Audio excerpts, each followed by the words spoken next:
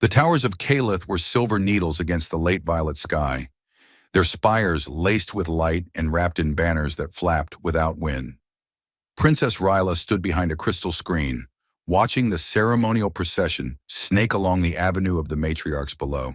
Her hands were folded neatly before her, palms cool against the fabric of her tunic, but her thoughts wandered beyond the surface of the parade. The rhythmic drum beats, the polished soldiers, the flying machines dispensing petals, all of it was so structured, so clean, so hollow. She remembered the smell of burning insulation, the howl of sirens, the taste of dust in her mouth, the way her small hands had clung to a stranger's arm as he carried her through shattered halls, past the screaming and the smoke. She remembered the hum of his breath, the steady thud of his heart against her cheek. And she remembered the voice that had whispered something she didn't understand at the time, words in a language long outlawed in this part of the galaxy. That voice had never left her, not once in 16 years. "My lady," said Velis, her ever-vexed steward, sweeping into the room with the flourish of someone who had memorized the etiquette codes down to the footnotes. "Your transport to the outer colonies is fueled and waiting, and by fueled I do mean aggressively so. House Salen sent 2 engineers to monitor the fueling personally. One of them might be in love with the thrusters." Ryla turned, one brow arching. "Did he give them names?" "Only the left one. He called it Isadora." She sighed through her nose and stepped away from the window. "Remind me, Velis, what is the goal of this tour again?" "To soothe tensions, ensure the loyalty of the border systems, and remind the people you still exist as more than a symbol on their currency." Velis paused, straightening a pin on her robe, "and possibly to avoid being assassinated by discontented spice miners. Though I'd prefer we keep that part off the itinerary. And we're meeting with a Terran liaison." "Yes, a Mr. Ward, Cassian Ward. Though if you ask him, he might tell you he prefers Cass, or possibly your galactic handsomeness, if he's still as unbearable as the report suggests." Ryla blinked. "Did you just make a joke?" "Absolutely not. I've simply learned to report the absurd with a straight face." Their shuttle cut through the high-altitude layer with a smooth hum, parting the clouds as if bored with their existence. The outer colonies of the Alaran Empire were far less refined than the capital. Rusted domes, thick atmosphere, and sky lanes riddled with market ships that sold everything from plasma-cured silk to fried tube worms on sticks. Ryla stepped out in full ceremonial armor, long ears framed by woven circlets of gold. She looked every inch the Imperial envoy. She felt like an imposter in boots too shiny to have walked on real dirt. Cassian Ward was waiting at the landing platform, with a datapad in one hand and a too-easy grin on his face. His hair was a touch too long. His jacket bore scuff marks clearly earned in some very non-diplomatic fashion, and his bow, if one could call it that, was performed with such sarcasm that the local guard captain made a noise like a swallowed cough. "Your Highness," Cassian said, "it's an honor. I hope the flight was only mildly soul-crushing." Ryla blinked again. "That is not a customary greeting." "No, but it's honest. I've done that route. You hit turbulence halfway through and start questioning your life choices." Velis stepped forward before Ryla could reply. "Mr. Ward, while we appreciate your candor, might I suggest a tone more befitting a diplomatic engagement and less befitting of a malfunctioning stand-up comedian?" Cassian smiled wider. "You're right, my apologies. Let me try again." He cleared his throat, then executed a dramatically exaggerated bow, voice rising theatrically. "O most exalted luminescence of Calith, may your footsteps never falter, and your wardrobe always shimmer with tasteful authority." Ryla made a sound dangerously close to a laugh, then coughed. "Please don't encourage yourself." "I'll try. No promises." They toured the local trade station under a dome that smelled like iron and oil.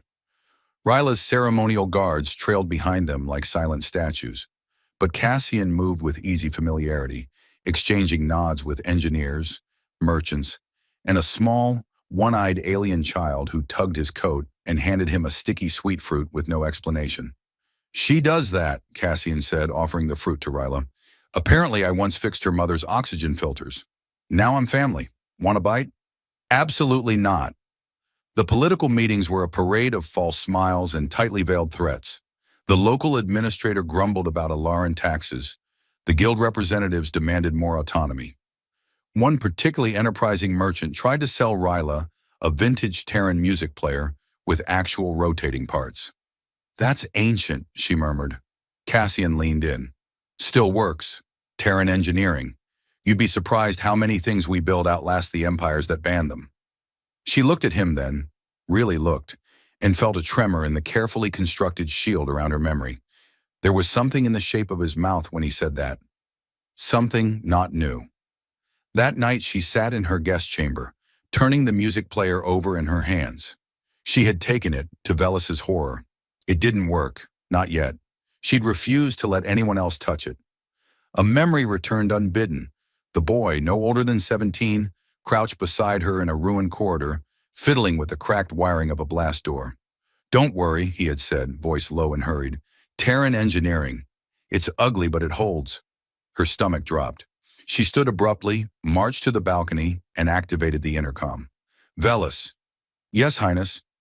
"I want a complete report on Cassian Ward. Not the official one, the real one. And if you can't find that, then find someone who can." A pause. "Understood." She turned back to the silent room. The fruit from the child still sat on the table.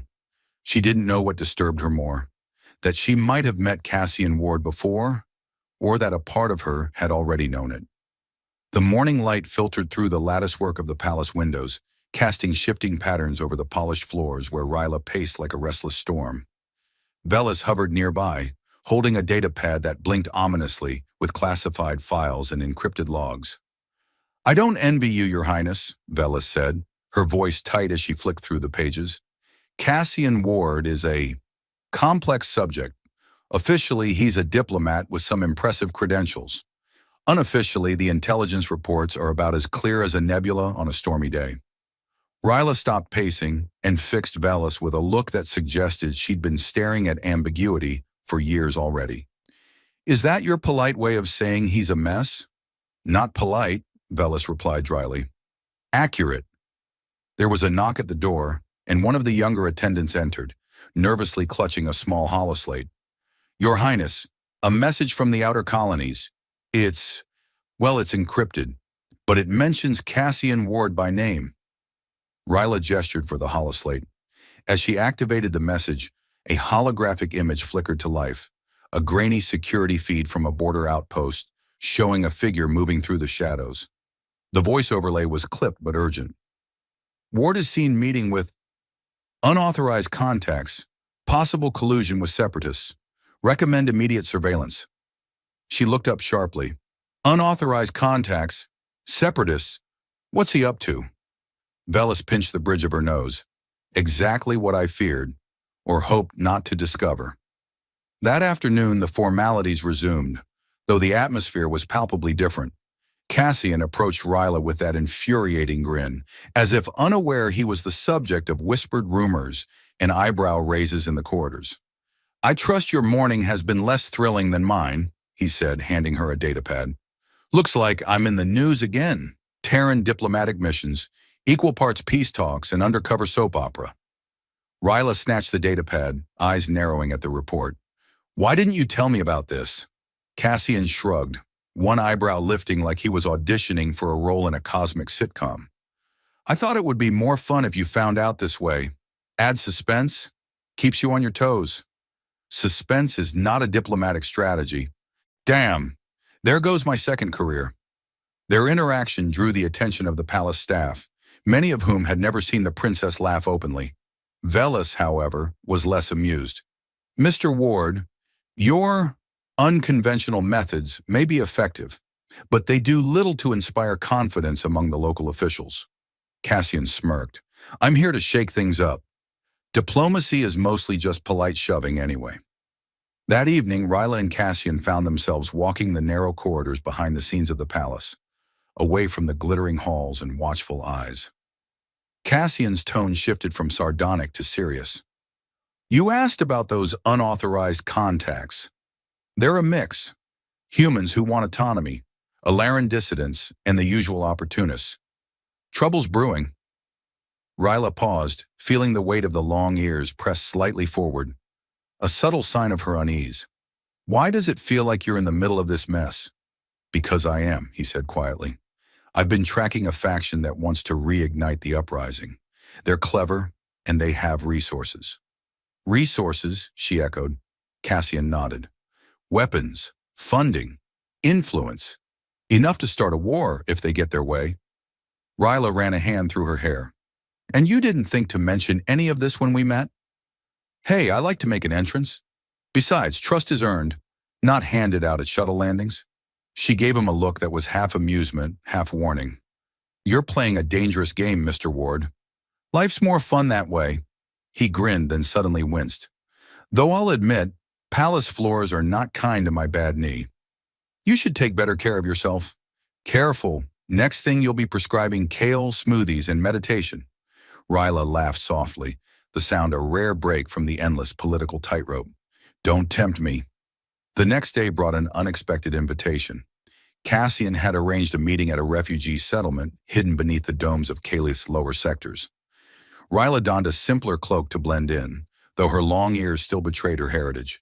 The settlement was a tangled web of corridors, humming generators, and faces marked by hardship, but lit with stubborn hope. Cassian guided her through the narrow streets, pointing out faces and stories with a mix of pride and frustration. These people have been caught between worlds, Ilaran and human, for years. Neither side fully trusts them, but they survive. Ryla nodded slowly. It's easy to forget the cost of politics when you're so far removed from the lives it touches. Cassian stopped by a small table where a wiry man with a thick accent was demonstrating a device that looked like a cross between a tool and a musical instrument. This is Jarek. He's turned scrap tech into something useful. Self-powered energy cells. Could change everything if we get it out of the shadows. Jarek grinned, his missing teeth flashing. You want power? You build it yourself. Nobody hands it over. Ryla smiled, the gesture genuine and warm. I like that spirit. Cassian elbowed her lightly. Careful, Your Highness. Next you'll be starting a revolution. She shot him a look. And you'd be the first to join. The evening brought another report, a decrypted communique hinting that the faction Cassian tracked was planning something during the upcoming Festival of Rebirth, a celebration meant to unite the realms in peace. The thought of violence during the festival tightened the knot in Ryla's stomach. Looks like our peaceful parade might have a few unexpected fireworks, Cassian muttered, half smiling. Ryla shook her head, her long ears twitching in frustration. We'll need a plan, and allies. Cassian raised an eyebrow. I'm guessing that includes me? Whether you like it or not. He grinned, eyes glinting with both challenge and something softer. Then let's make history, or at least a decent mess. As they parted that night, Ryla found herself wondering not just about the politics and plots, but about the man who had stepped so boldly into her life, and the memory that was beginning to come alive again, threatening to rewrite everything she thought she knew about loyalty, trust, and the heart of a princess who had once been saved by a stranger. Ryla stared at the holomap projected between them, the glowing lines tracing routes through star systems, trade lanes, and contested borders. Cassian stood opposite her, arms folded, wearing that half smirk that made it impossible not to question whether he was planning world peace or just a really good prank. So, she began, this faction you mentioned, the one with the fireworks plan for the Festival of Rebirth. What exactly are they hoping to accomplish? World domination, galactic karaoke, or just a particularly loud disagreement? Cassian chuckled. If only it were karaoke. No, they want to reignite old conflicts, force a split between the colonies and the Central Empire. If they succeed, it'll mean chaos on a scale that makes your last family reunion look like a tea party. Ryla rolled her eyes. Your family reunions must be terrifying. They are, he said solemnly. Uncle Garth still holds a grudge over a failed pie contest from 40 years ago. She tapped a finger on the map, highlighting a cluster of systems. These outer colonies have always been restless. Maybe if we sent more diplomats and fewer drones, things would calm down. Sure, Cassian said dryly. And maybe if we replaced the entire fleet with holographic decoys shaped like dancing crustaceans, the galaxy would instantly forget its problems. But diplomacy is a slow dance, and sometimes the music cuts out. Ryla smirked. I like your metaphors, even if I don't always get them. He grinned, eyes flickering with amusement. Trust me, I'm full of bad metaphors and worse jokes. Like this one. Why don't aliens ever get invited to dinner parties? She raised an eyebrow. I don't know why. Because they always plan it. Ryla groaned, but the sound was genuine laughter. That was terrible. Terrible and effective, he said proudly. The lightness between them was a fragile thread woven through the tension of impending conflict. But beneath it lay the deeper current of something neither wanted to acknowledge outright. The memory that lingered. The ghost from years ago that refused to fade. That night, the palace gardens shimmered under artificial stars, bioluminescent plants casting a soft glow. Ryla found herself wandering the paths alone, her mind pulled by fragments of memory, a child's hand in the darkness, a whispered promise, the sudden flash of a human face in a sea of alien features. Cassian's voice startled her from behind. Lost in thought, or just enjoying the scenery? She turned, surprised to see him there, his expression unreadable. A bit of both. He stepped closer. You never told me why that memory bothers you so much. She hesitated, then said quietly, because it's not just a memory, it's a secret. One that could change everything about who I am and what my people believe. Cassian's eyes searched hers. You're talking about me, aren't you? Her breath caught. Yes. He smiled, but it was tinged with sadness. Funny how the universe conspires to bring people back together, even across worlds. She reached out, fingers brushing the edge of his sleeve. I never forgot the man who saved me, but I was told humans were untrustworthy, dangerous. I didn't know then. I didn't know you. And yet, here I am, he said softly, still stubborn, still alive, still hoping you might remember. Ryla laughed, a short, breathless sound. You really have a knack for dramatic entrances, don't you?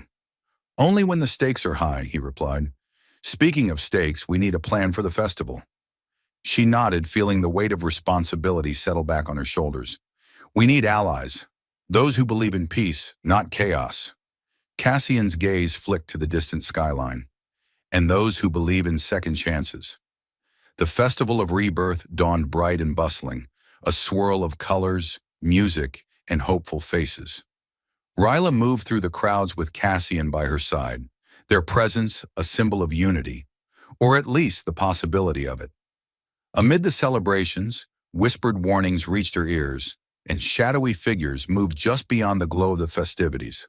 The tension was a low hum beneath the laughter.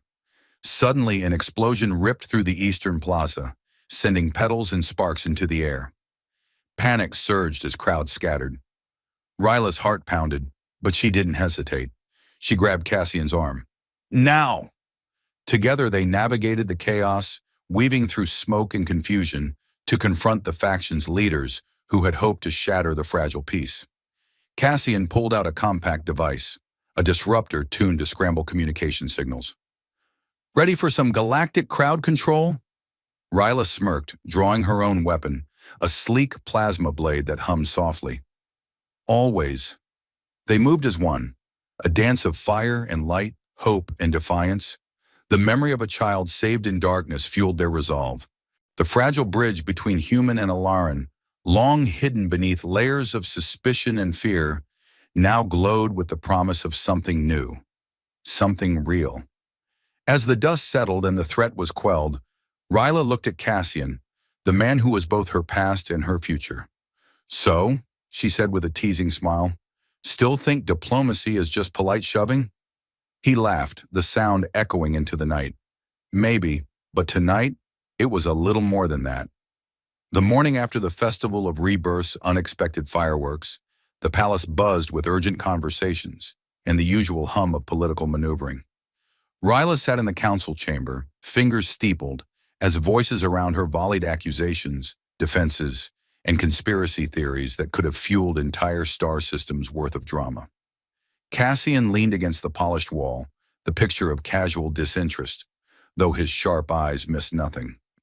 Your Highness, Velis began, The faction's attempt has shaken confidence. There are calls for harsher measures against humans. They say trust was misplaced. Ryla's long ears twitched, a reflex she had when irritation crept in. Harsher measures? Because one group of extremists acts, the entire species is condemned? That's a diplomatic blunder written in neon lights. Cassian grinned. Neon lights are my favorite kind. Bright, flashy, and impossible to ignore. Focus, Ryla said, not unkindly. We need solutions, not slogans. A senator spoke up, voice dripping with sarcasm. Perhaps we should deport all humans back to Earth. That would solve everything. Cassian raised a brow. And then what? Replace them with sentient plants? I hear those don't complain much. The room stifled a laugh, even as the tension lingered. Ryla appreciated Cassian's humor. It was a necessary pressure valve in the midst of political tightropes. Later, she found herself in the palace garden again, this time joined by Cassian. He pulled out a small device, a holographic chess set, and set it between them. Think you can beat me? Ryla smirked. I hope so. Losing to a human diplomat would be humiliating. Don't sell me short. I'm known for ruthless strategies and unpredictable moves. Their game began, the holographic pieces shimmering with light as they moved. Tell me, Ryla said, how does a human get involved in interstellar politics? Especially one as unconventional as you? Cassian moved a knight. That's a tale filled with questionable decisions, broken protocols, and more than one emergency shuttle ride. She laughed. Sounds like my kind of story. I was a pilot first, then a reluctant spy, then a diplomat who never really got the memo about playing it safe. Somewhere along the way, I got tangled in your world. Sounds like trouble followed you here. He shrugged, a glint in his eye. Trouble tends to prefer my company. Their laughter was interrupted by a sudden alert on the palace comm network. An unidentified vessel approaching the capital's orbit at high speed, emitting an unknown energy signature. Cassian's face hardened. That can't be good. Ryla stood, signaling for the alert to be broadcast to the Security Council. Prepare defenses, but hold fire unless provoked. I want to meet whoever's coming with open eyes. As the vessel descended, the tension in the capital escalated. The ship was sleek, its design unlike any known human or Alaran craft, more organic, almost alive, with shimmering plates that shifted color in the light. A single figure emerged on the landing pad, tall, slender, with the unmistakable long ears of an Alaran, but her eyes held a human spark. Princess Ryla, the newcomer said, voice calm but firm. I am Talia. I've come with warnings, and with a message from the outer colonies. Cassian stepped forward, intrigued. Outer colonies, you say? What kind of message? Talia's gaze shifted between them. One that could change everything, if we're willing to listen. Ryla felt the weight of history pressing down again. The alliances forged and broken, the secrets buried beneath layers of politics and prejudice, and the possibility that the future might hinge on this unexpected visitor and the fragile trust she carried. As discussions began, Cassian whispered, Ready for another twist? She smiled, the spark of challenge in her eyes. Always. The council chamber was unusually quiet as Ryla stood before the gathered leaders of the capital and outer colonies. She could feel the weight of every pair of eyes on her. The skeptics, the hopeful, the wary, and even those who still remembered the old suspicions against humans. Cassian stood beside her, his presence a steady anchor in the sea of tension. Today, Ryla began, we face a choice that could define our future. For too long, fear and prejudice have divided us, making enemies where allies should be. I stand here not just as your princess, but as someone who knows what it means to be saved by a hand from a different world. One that many of you distrust. A murmur rippled through the room. She glanced at Cassian, who gave her a subtle nod of encouragement. We were nearly torn apart by rebellion and mistrust, but the actions of one human reminded me that courage and loyalty don't recognize species. It was Cassian who saved me years ago, and it is with him, and with many others like him, that I hope to build a new path forward. Cassian cleared his throat, flashing a grin. Besides, humans make excellent coffee partners and are surprisingly good at chess, as some of you might have seen. A few chuckles broke the tension. Ryla smiled, allowing herself a brief moment of lightness before continuing. We have received a warning from the outer colonies, brought to us by Talia, a leader who understands the stakes as well as we do. The factions seeking to destabilize us are more widespread than we imagined, and they will exploit our divisions if we let them. We need unity, she said firmly, not just among the Alaran, but with our human allies. We will strengthen diplomatic ties, share technology for defense and growth, and open channels for honest communication. The room was quiet again, this time with a sense of contemplation rather than resistance. A senator stood, voice hesitant but sincere. Princess, your courage to speak truth is commendable. Perhaps it is time to move beyond old fears. Ryla nodded, feeling a surge of hope. Together we can face the challenges ahead, whether from within or beyond our stars. Later, away from the formalities, Cassian and Ryla sat beneath the artificial canopy of the palace garden, the bioluminescent plants glowing softly around them. Cassian nudged a small device toward her. So, how about a rematch on our chess game? I've been practicing my human tactics. She laughed, brushing a stray lock of hair behind her long ear. You're on, but no more bad jokes this time. He grinned. No promises. Their laughter mingled with the hum of the night, a quiet testament to the bridges built between worlds. Ryla thought back to the frightened child she once was, frozen and saved by a stranger from another world. Now she was a leader with a vision not limited by old prejudices, but fueled by new understanding. Her journey had taught her that true strength came not from power or lineage, but from connection, across species, across divides. As the stars shimmered overhead, she knew the road ahead wouldn't be easy. But with allies like Cassian and the courage to face the unknown, the future was theirs to shape. And maybe, just maybe, humans and Alaran could learn to laugh at each other's jokes without needing a translator. Cassian winked. I'm full of surprises, she smiled. And that's why I trust you. The galaxy awaited,